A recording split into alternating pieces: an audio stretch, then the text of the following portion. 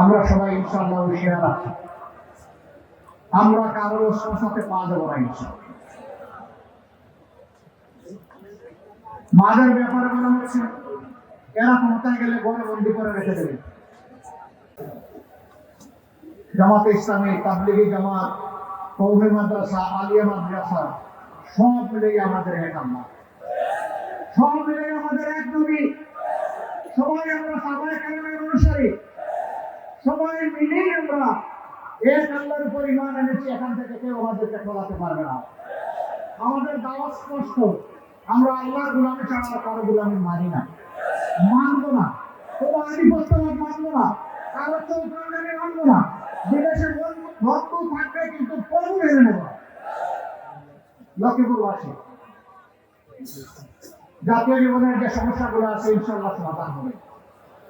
ভয় দেখানো হয়, জামাত ক্ষমতায় আসলে কওমি মাদ্রাসা থেকে যারা পাস করে বের হয়েছেন তাদেরকে মসজিদ এবং মেহরাব থেকে বিদায় করে দেওয়া হবে। এরা মিথ্যাবাদী, এরা মিথ্যাবাদী। মৌলানা কওমি মাদ্রাসা বন্ধ করে দেওয়া হবে।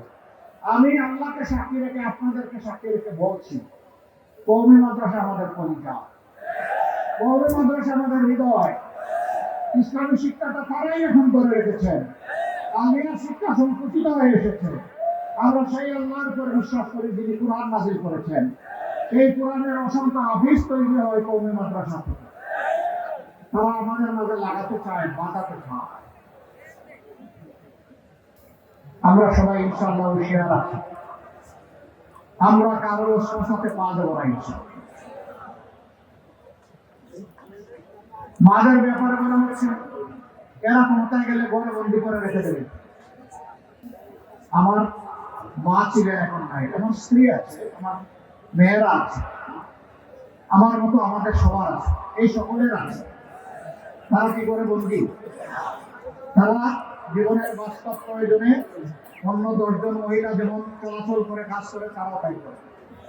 অনেকে গুরুত্বপূর্ণ পেশাগত দায়িত্ব পালন করেন, রাষ্ট্রের উন্নয়নে অবদান রাখেন, কর্মকাণ্ডে অবদান রাখেন, কিন্তু তাদের দুইটা জিনিসের অভাব। কর্মস্থলে, গৃহে, চলাচলে তাদের কোনো নিরাপত্তা নাই, তাদের কোনো ইজ্জত নাই। আমরা কথা দিচ্ছি ইনশাআল্লাহ, আল্লাহ আমাদেরকে সুযোগ দিলে দেশ চালানোর, আমরা তাদেরকে সম্মান এবং নিরাপত্তা দুটোই নিশ্চিত করবো ইনশাআল্লাহ। মায়েরা তাদের যোগ্যতা অনুযায়ী কাজ করবেন।